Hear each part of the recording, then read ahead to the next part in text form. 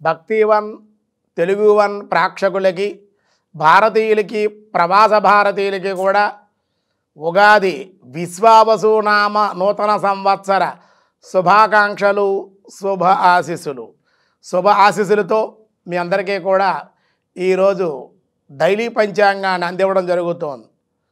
30/3/2025 స్వస్తి శ్రీ చాంద్రమానం విశ్వావసునామ సంవత్సరం ఉత్తరాయణం వసంత ఋతువు చైత్రమాసం శుక్లపక్ష పాడ్యమి ఆదివారం పాడ్యమి మధ్యాహ్నం 2:44 వరకు రేవతి నక్షత్రం సాయంత్రం 6:43 వరకు వర్జం ఉదయం 7:30 నుండి 9 వరకు వర్జం ఉంది. దుర్ముహూర్తాలు సాయంత్రం 4:30 నుండి 5:19 వరకు సూర్యోదయం 6 సూర్యాస్తమయం 6:08 అమృత గడియలు సాయంత్రం 4:25 నుండి 5:57 వరకు రాహుకాలం 4:30 నుండి 6 వరకు కూడా రాహుకాలం.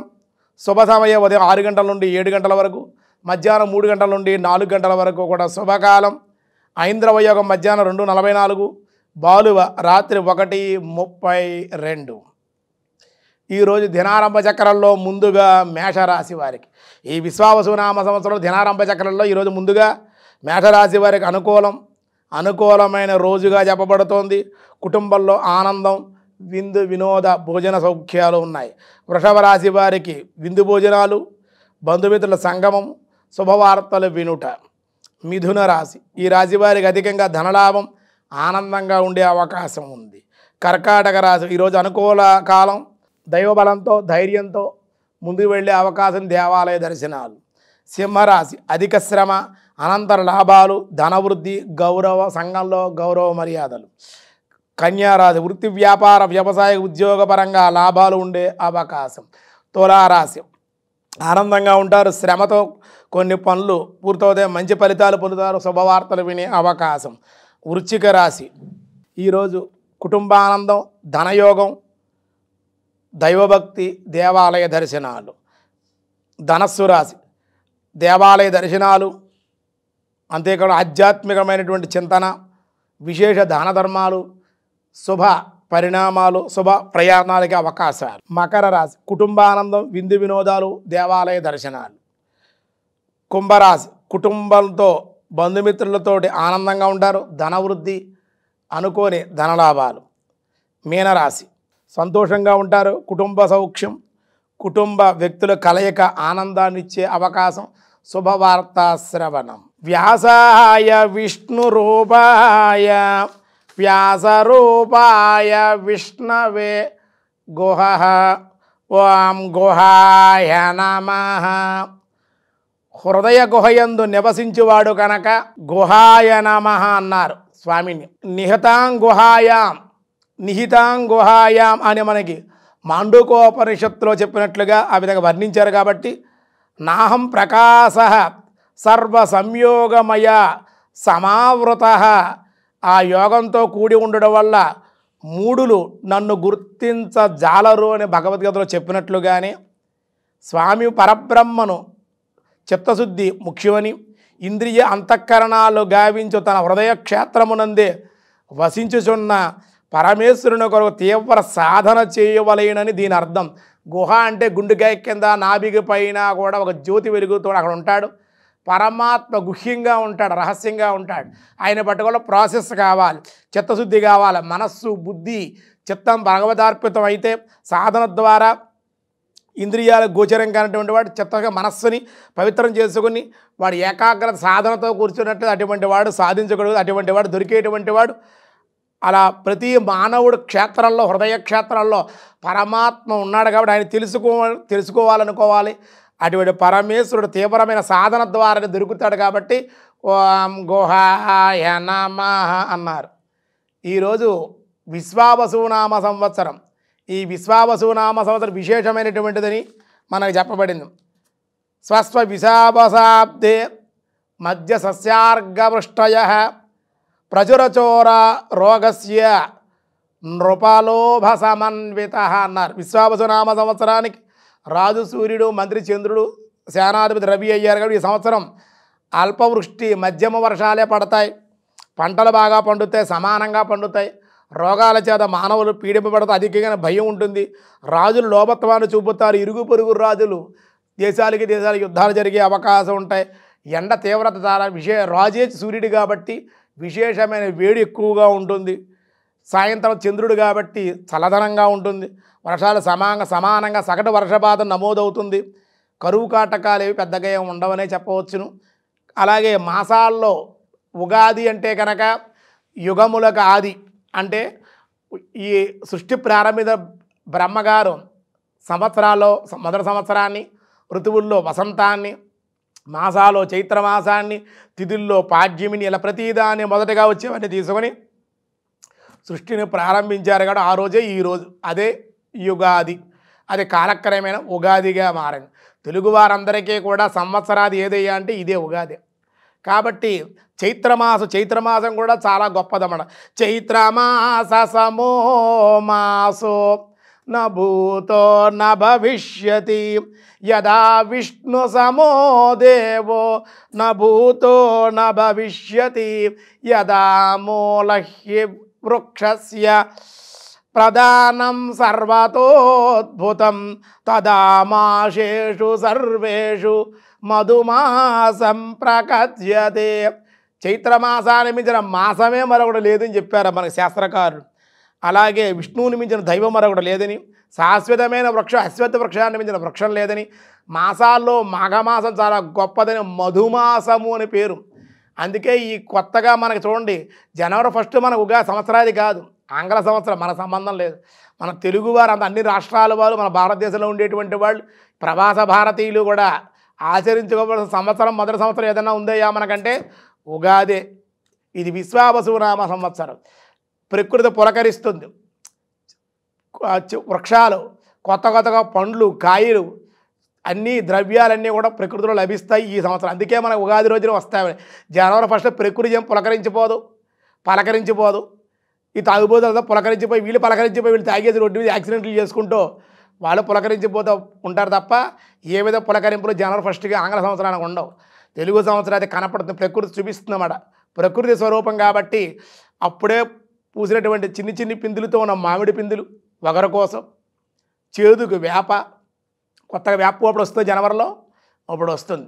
కొత్త చింతపండు, బెల్లం, ఉప్పు ఎన్నో వస్తున్నాయి కూడా, చెరుకు రసాలు, ఏమంటే పువ్వులు, పండ్లు, కాయలు, ధాన్యాలు అన్నీ సర్వం కూడా వస్తాయి. షడ్రుచుల సమ్మేళనమే ఉగాది పచ్చడి. కాబట్టి ఉగాది పచ్చడి తినటం వల్ల చాలా విశేషమైన సత్ఫలితాలు ఉంటాయి. మన దేవతలు ఈ పచ్చడి తినటం వల్ల వాళ్ళకి మంచి ఆయుష్ కలుగుతుందని, సర్వసంపత్తులు కలుగుతాయని చెప్పారు. శతాయు వజ్రదేహాయ సర్వసంపత్కరాయ చ సర్వారీష్ట వినాశాయ నింబకుసుమ కందలీ భక్షణం. కాబట్టి ఆధ్యాత్మికంగా ఏం చెప్పారంటే శతాయు వజ్రదేహాయ, ఈ ఉగాది పచ్చడి నేను ఎప్పుడు తినా, ఉగాది పచ్చడి ఎప్పుడు తినాలి? తెల్లవారుజామున ఎప్పుడో 9 గంటలకే 10 గంటలకు 12 మిట్ట మధ్యాహ్నం లేచి అప్పుడు స్నానం చేసి ఉగాది పచ్చడి తింటే ఈ ప్రయోజనాలు కలగవు. తెల్లవారు బ్రహ్మముహూర్తాలు 4 గంటల్లోనే 5:30 లోపుగానే లేదా 6:30 లోపుగానే పూజ పూర్తి చేసిన స్వామికి నివేదన చేసి ఉగాది పచ్చడి తినాలి. ఉగాది పచ్చడి రకరకాలుగా తయారు చేస్తున్నారు చాలామంది. ఒక ఆవిడ మిరియాలు వేస్తుంది, ఒక ఆవిడ ఎండుమిర్చి వేస్తుంది, ఒక ఆవిడ పచ్చిమిర్చి వేస్తుంది, ఒక ఆవిడ రకరకాలుగా ఏవో వాళ్ళు ఇష్టం వచ్చినట్టు కలిపేస్తున్నారు అన్నీ కూడా. ఒక ఆవిడ కలర్స్ కూడా వేసేస్తుంది, గ్రీన్ కలర్ కూడా వేస్తుంది. ఇలా చేయకూడదు. అప్పుడే పూసినట్టు మామిడి పిందులతో వగర కోసం, చేదుకు పులుపుకి మళ్ళీ చింతపండు, అలాగే మనకి కారానికి మనం ఈ విధంగా తీపికేమో బెల్లాన్ని, కారానికి ఒక 2 మిరియాలు వేస్తారు అంతే. కమ్మదనానికి వేపుడు శనగపప్పు వేసుకోవచ్చు, అదే వేయకపోయినా పర్వాలేదు. లవణం అంటే ఉప్పు కూడా వేస్తారు. ఈ అరటిపండ్లు కూడా పిసికి చక్కగా ముక్కలు చేసేలా అందులో వేస్తే టేస్ట్ బాగుంటుంది. ఈ విధంగా చేసుకుని వగరుకి వేప పువ్వు, చేదుకి, అంటే జీవితం అంటే ఇలా ఉంటుంది అని సాంప్రదాయం చెబుతోంది. అంటే జీవితంలో తీపే కాదు రాయినా పులుపు ఉంటుంది, రోగాలు ఉంటాయి, చేదు ఉంటుంది, గొడవలు ఉంటాయి, అనారోగ్యాలు ఉంటాయి, వగరు ఉంటుంది, చేదు ఉంటుంది, కారం ఉంటుంది. ఇవన్నీ కూడా జీవితం అంటే ఇంతే అని ఉగాది పచ్చడి సింబాలిక్గా మనకి ఉగాదిలో చూపించారు పెద్దల సాంప్రదాయం. ఆయుర్వేదం ఏం చెప్తుందో చూడండి. ఆయుర్వేదం ఏం చెప్తుందంటే శరీరంలో వాతము, పిత్తము, కఫము 3 త్రిదోషాలు ఉంటాయి. అవి ప్రతి ఒక్కరికే ఉంటాయి. అవి ఎక్కువ తక్కువ అవుతూ ఉంటాయి. అలా ఉండకుండా ఉండడం కోసం ఉగాది రోజున కనుక ఈ ఉగాది పచ్చడి తింటే శరీరంలో వాతం లేకుండా ఈ నడుము నొప్పులు, కాళ్ళు నొప్పులు, వాతం, బ్లడ్కి సంబంధించిన దోషాలు, ఇన్ఫెక్షన్స్, లివర్, హార్ట్కి సంబంధించి, శరీరానికి చర్మానికి సంబంధించి జ్వరాలు, విషజ్వరాలు, వైరస్లు ఇవన్నీ కూడా కట్టడి చేసే శక్తి ఉగాది పచ్చడికి ఉంది.